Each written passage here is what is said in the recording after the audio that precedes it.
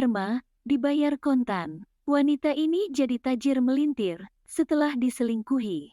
Mantan suami malah bangkrut, endingnya dunia terbalik. Kisah seorang istri yang mengabdi ke suami demi mengurus rumah tangga ini malah dibayar dengan pahit. Bagaimana tidak, sang suami malah tega mengejek hingga berselingkuh di belakangnya. Dikutip dari Grid yang melansir eva.vn, seorang wanita menceritakan kehidupan pernikahannya yang penuh dengan drama. Sebelum menikah, ia adalah seorang pekerja kantoran dengan gaji lumayan. Meski tidak kaya, gajinya cukup untuk menghidupi dirinya dan orang tuanya. Namun setelah menikah, suaminya menyarankan agar ia tinggal di rumah untuk merawat ibunya yang sudah lanjut usia dan membesarkan keluarga. Suami saya adalah manajer penjualan sebuah perusahaan besar, jadi penghasilannya tinggi. Ia selalu banting tulang sepanjang hari, tidak ada waktu untuk dihabiskan bersama istri dan anak-anaknya. Itu sebabnya, saya mundur dari pekerjaan, jelas sang istri. Tetapi ketika wanita tersebut berhenti dari pekerjaan dan tinggal di rumah mertua, setiap hari ia menjadi ibu rumah tangga yang mengurus anak dan merawat ibu mertuanya, sehingga ia merasa tidak berharga. Apalagi di mata suami saya hanyalah seorang istri benalu yang setiap bulan hanya bisa angkat tangan untuk meminta uang kepada suaminya.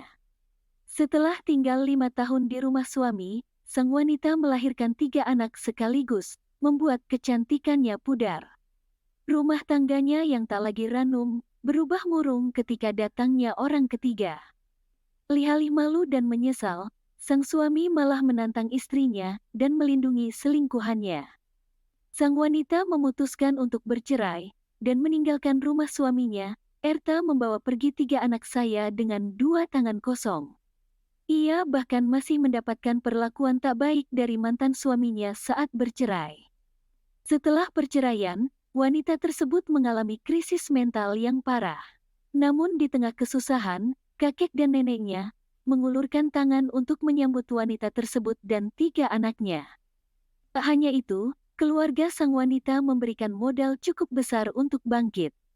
Mantan pekerja kantoran tersebut akhirnya mengikuti kursus dan membuka usahanya sendiri sebagai perias pengantin dan wedding organizer. Akhirnya usahanya sukses, dan si wanita memperluas layanan untuk menyewa dekorasi pernikahan dan latar belakang pernikahan. Semuanya berjalan lancar, sehingga bisnisnya menguntungkan. Hanya 4 tahun setelah perceraian, wanita itu membeli sebuah villa seharga 7 miliar untuk ditinggali ibu dan anaknya dan membeli mobil.